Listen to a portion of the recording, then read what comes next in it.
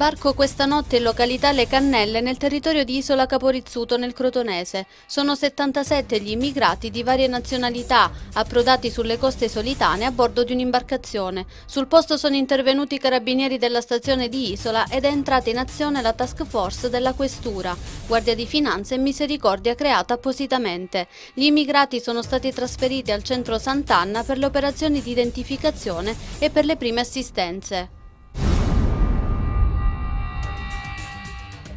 La Federazione Italiana dei Medici di Famiglia ha proclamato lo stato di agitazione della categoria ed ha chiesto un incontro con il presidente della Regione Calabria, Giuseppe Scopelliti. La federazione vuole definire la vicenda relativa all'invio telematico delle ricette e la stesura del fascicolo elettronico.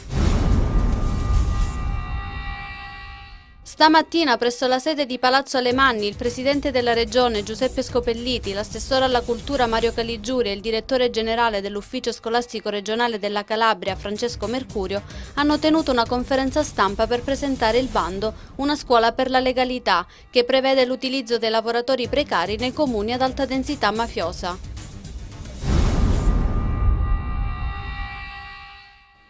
È una ragazza calabrese di appena 20 anni, l'autrice del libro L'uomo alla ricerca di Dio. Si chiama Alessia Panebianco, nata a Crotone, appassionata di letteratura inglese e, per quanto possa sembrare inconsueta alla sua età, anche un'atea che si interessa in termini filosofici al problema di Dio. Come la stessa autrice spiega, ciò che viene narrato è il percorso che ciascun uomo compie quando avverte dentro di sé un senso di vuoto, che lo spinge a ricercare ciò che può dare un senso alla vita stessa.